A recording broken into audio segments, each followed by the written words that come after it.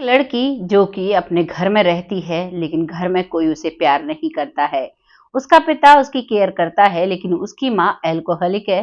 वो बहुत ज्यादा शराब का सेवन किया करती है और इस वजह से अपनी बच्चियों पर ध्यान नहीं देती है। ये लड़की जिसका नाम एकता होता है, इसकी एक छोटी बहन भी होती है और ये अपने घर में चुपचाप मासूम सी रहा करती हैं।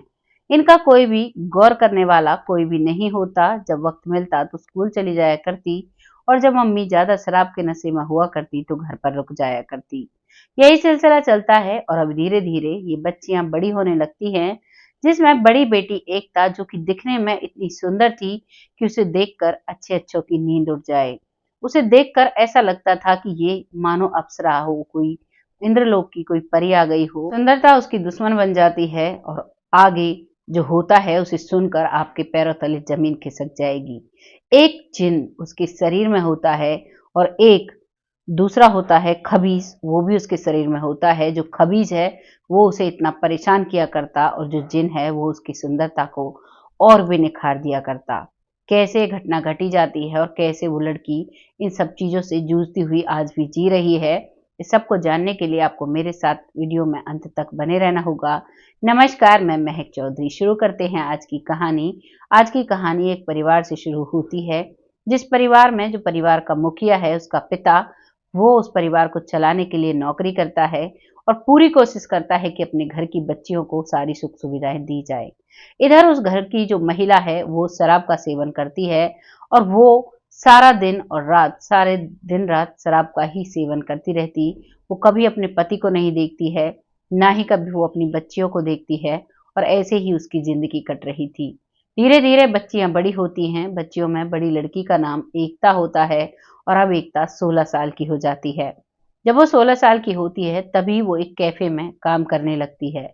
उस कैफे में जब काम करती है तो वो अपना काम इतनी ईमानदारी से करती है, तो जो उस कैफे को चलाने वाला व्यक्ति होता है, जिसका नाम होता है मकसूद, जो बहुत ज्यादा ध्यान रखता है उस बच्ची का, वो कहता है, बेटा तुम लोगों के साथ ज्यादा घुला मिला मत करो, तुम इतनी सुंदर हो, तुम्हें किसी की नजर लग जाएगी।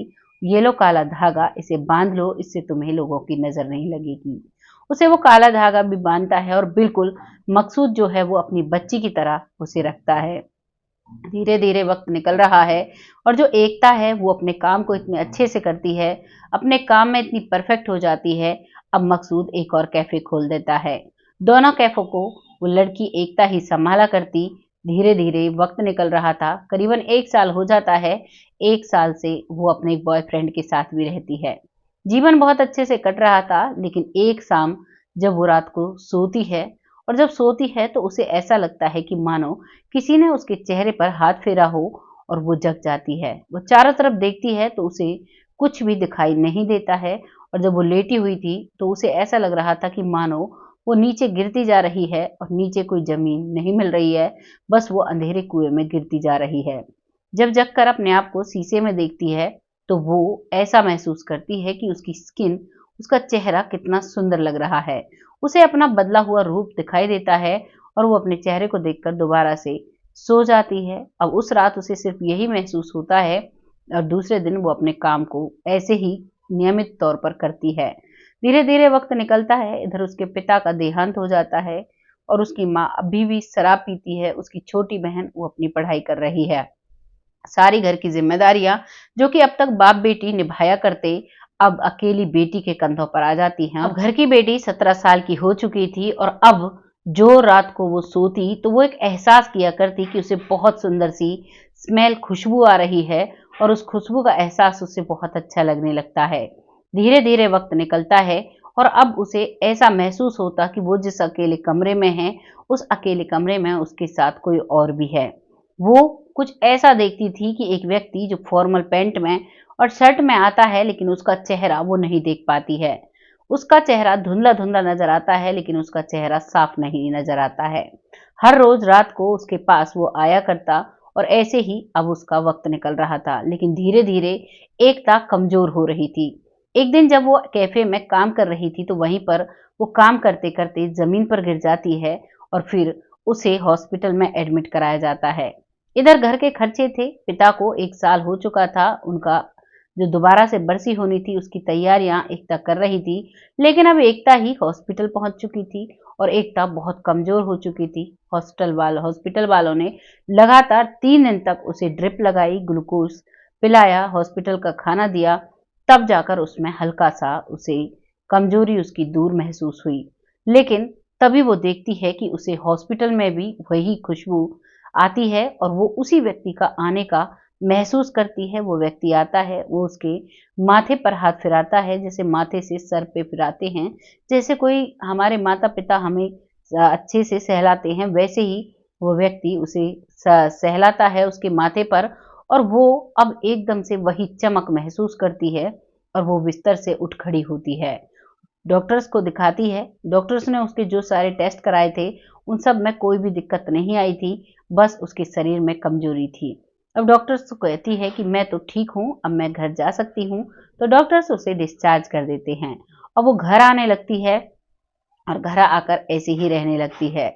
लेकिन जब वो एक दिन अपने कैफे में काम कर रही थी तभी वहां से एक हजरत साहब गुजर रहे थे और वो हजरत बड़ी ही गौर से उस लड़की एकता को देख रहे थे। एकता उसे देखकर डर जाती है, थोड़ी पीछे होती है। तभी उस कैफे का मालिक जो मकसूद होता है, मकसूद उसे देख लेता है और मकसूद एकता को अपनी बेटी की तरह मानता था। तो वो एकता को अंदर करता है और हजरत साहब से पूछता है कि बताइए साहब क्या चाहिए। हजरत साहब आप ऐसे क्यों घूर रहे हो उस बच्ची को। तभी हजरत कहता है कि तुम्हारे यहाँ पर कुछ अच्छा नहीं है, सिर्फ 3 महीने में ये लड़की यहाँ से चली जाएगी, इस दुनिया से चली जाएगी। जैसे ही मकसूद के सामने ये बात आती है, इधर एकता भी इस बात को सुनती है तो वो बहुत डर जाती है। इधर जो मकसूद है अब वो पूछता है कि मुझे कोई इलाज बताइए, कोई उपाय बताइए कैसे मेरी बच्ची बच सकती है। तो वो बताता है कि तुम यहाँ से जाओ और तुम यहाँ से जाकर मौलवी साहब के पास, उनकी जो मस्जिद है उसमें जाओ इस बच्ची को लेकर, वहां पर तुम्हें सोल्यूशन मिल जाएगा। अब यहाँ से जो मकसूद है वो इस बात को समझ जाता है और वो हजरत वहां से चला जाता है। अब उस लड़की का, एकता का बॉयफ्रेंड भी वहां आ जाता है। वो भी और मकसूद भी और एकता भी तीनों मिलकर अब सीधे मस्जिद जाते हैं। मस्जिद में जैसे ही एंट्री करते हैं तो वहां पर जाते ही जो एकता है वो कभी रोने लगती है, कभी हंसने लगती है, कभी उसका चेहरा चमकने लगता है तो कभी एकदम से उसका चेहरा मुरझा जाता है। ये सब उसके साथ हो रहा था और जो एकता थी वो अपने आप को भूल चुकी थी। वहां पर मौलवी साहब के यहाँ पास बिठाया जाता है और वहां पर जाकर उन्हें पूछा जाता है कि इनके साथ क्या हुआ है। मौलवी एकता की शक्ल को देखकर ही पहचान जाते हैं और वो बताते हैं कि इनके साथ कोई परेशानी है। तभी उन्हें बिठाकर उन्हें वो पूछते हैं, अपने कुछ मंत्र और कुछ पानी पढ़कर उस बच्ची को पीने के लिए देते हैं। उस सब को पीकर वो लड़की जब बोलना शुरू करती है तो उसका बॉयफ्रेंड और जो मकसूद बैठे थे वो भी डर जाते हैं, सब घबरा जाते हैं कि ऐसा कैसे हो सकता है। जैसे ही वो सब कुछ का असर होता है तो जो एकता है वो बोलना शुरू करती है। वो कहती है तुम जानते हो मैं कौन हूँ, क्योंकि मौलवी साहब बार बार पूछ रहे थे तुम कौन हो, अपने बारे में बताओ, तुम कौन हो, कहाँ से आओ, तुम्हें जाना होगा। तभी एकता कहती है, आवाज उसकी बदली हुई थी, वो कहती तुम ये तक नहीं जानते कि मैं कौन हूँ और तुम मुझे जाने के लिए कह रहे हो। क्यों जाने के लिए कह रहे हो, ये बहुत सुंदर है, मैं इससे प्यार करने लगा हूँ और मैं इसे छोड़कर कहीं नहीं जाऊंगा। अगर मैं इसे छोड़कर जाता हूँ तो जो इसके शरीर के अंदर जो खबीज बैठा है वो इसे इस दुनिया से ले जाएगा। इस बात को सुनकर अब मौलवी परेशान हो जाता है, क्योंकि मौलवी को नहीं पता था कि इस पर दो दो ताकतें राज कर रही हैं इस लड़की के जीवन में।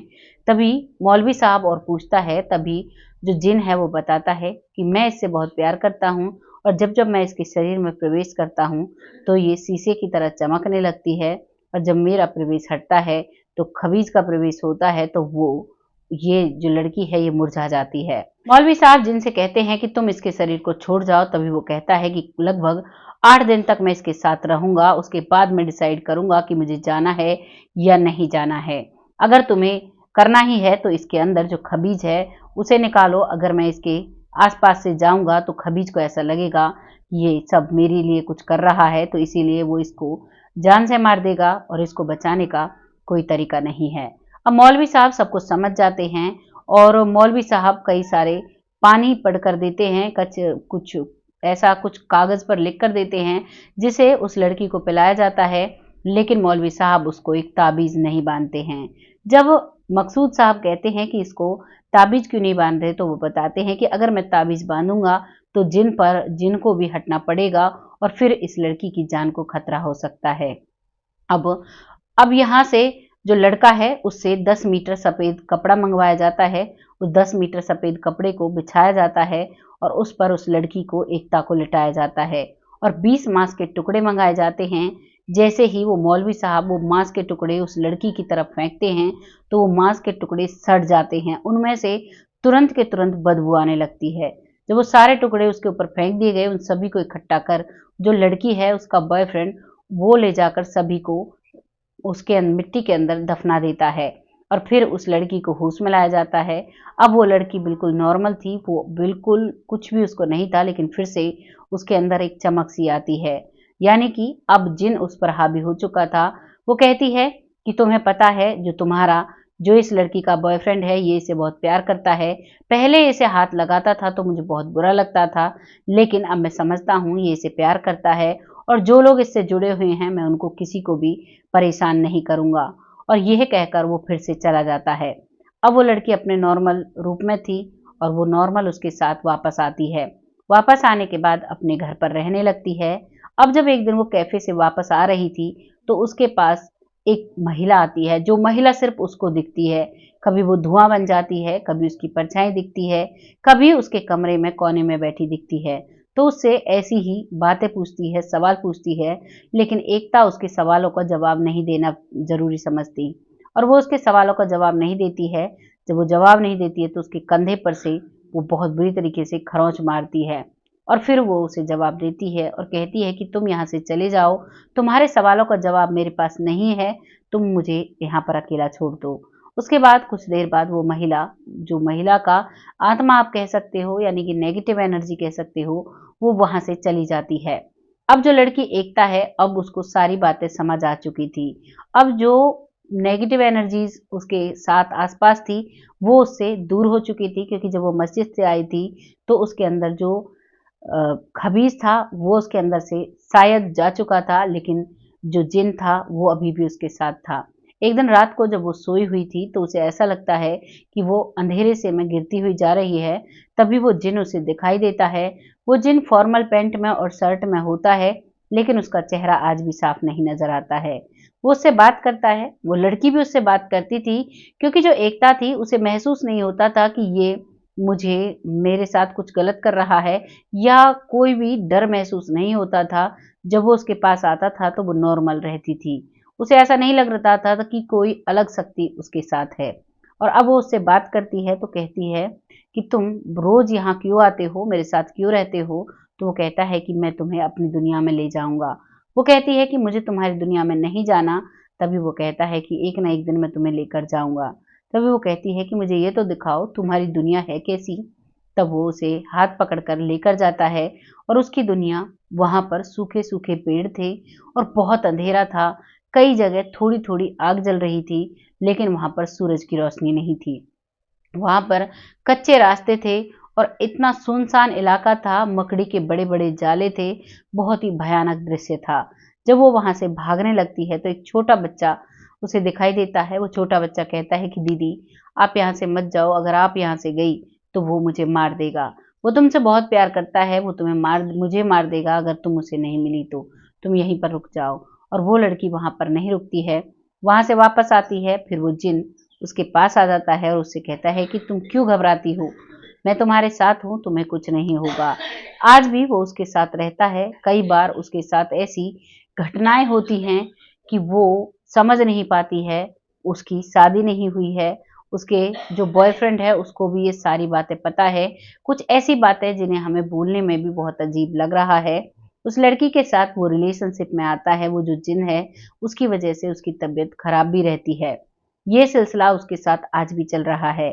जब उससे बात की गई तो वो बताती हैं कि मेरा कहना ये है कि पहले लोग भगवान को बहुत ज़्यादा मानते थे, लेकिन आजकल लोग मशीनों पर ज़्यादा विश्वास करते हैं, तो भगवान को बहुत कम पूजा पाठ करते हैं।